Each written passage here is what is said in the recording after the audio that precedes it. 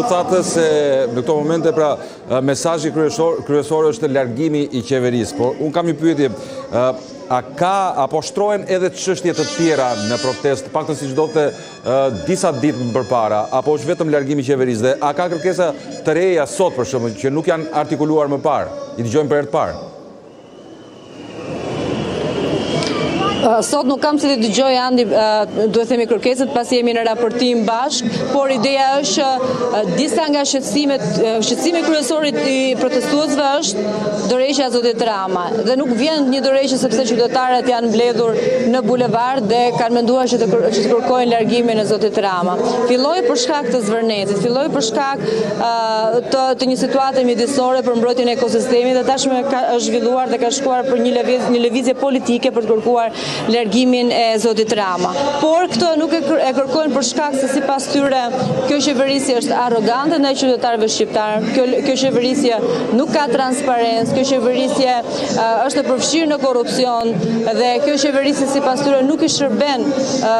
qytetarëve, por i shërben grupeve të caktuara, ka larguar mira të rinj sipas tyre. Madje kemi parë pankarta që duke drejtuar zotit Rama që nuk ta fal pasi më largove motra apo më largove vllajën, duke referuar pikërisht emigrimit të shqiptarëve, numrit të lartë të tyre të cilët janë larguar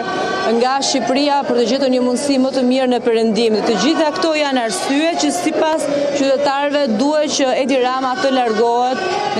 duhet të largohet nga qeverisja dhe më pas formohet një qeveri kujdestare. Por që ditën e dieshme duhet themi, ku numri i protestuesve duke referuar pamjeve ka qenë edhe pak më i ulët se ditët e tjera, socialistët i kanë komentuar duke thënë që kjo është ka një numër më të ulët të protestuesve, duke shpresuar që nëse kjo do të jetë një ritëm që më pas protesta edhe të shpërbëhet dhe të largohen, nëse të gjithmonë do ketë një numër më të ulët të tyre. Pavarësisht se duhet themi që skenari vijon i njëjtë. Mblidhen në sheshin Skënderbej dhe më pas përfundoi në bulevardin Dëshmorët e Kombit përpara selisë së qeverisë. Qartë,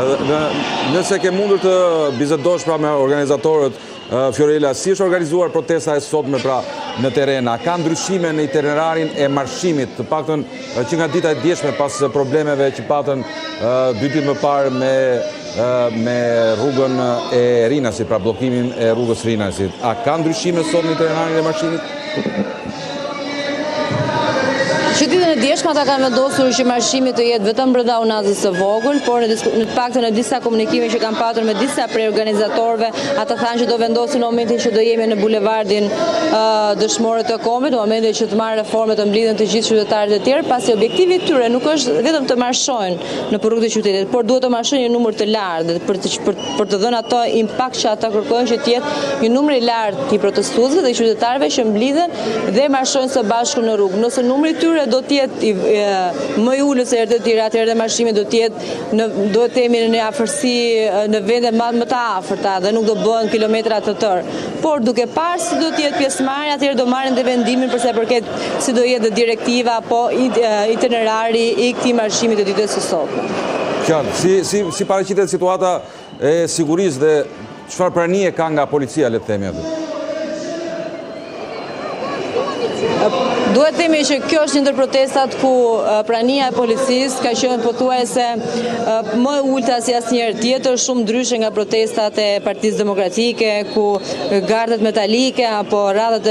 efektive të policisë kanë qenë të pranishëm përpara selisë së qeverisë, kurse tashmë ne kemi parë dhe vijojnë të qëndrojnë dhe fëmijët përpara hyrjes kryesore të kryeministrisë. Ndërkohë forcat policore janë në gatishmëri, tashmë prej 17 ditësh, paktën sipas zburimeve janë të gjithë në gatishmëri, e gjithë policia e Tiranës dhe gjithashtu dhe policia e shtetit për çdo situatë që e cila sipas tyre mund të dalë jashtë kontrollit do të jenë në gatishmëri, por nuk kanë dalë publikisht, atë paktën nuk kanë dalë hapur për të bashkuar në pjesën tjetër, përsa i përket gjithmonë uniformave, efektive të policisë të cilët janë në uniforma, duke lënë një protestë që të vijojë pa praninë e tyre, pa praninë e shtuar të tyre.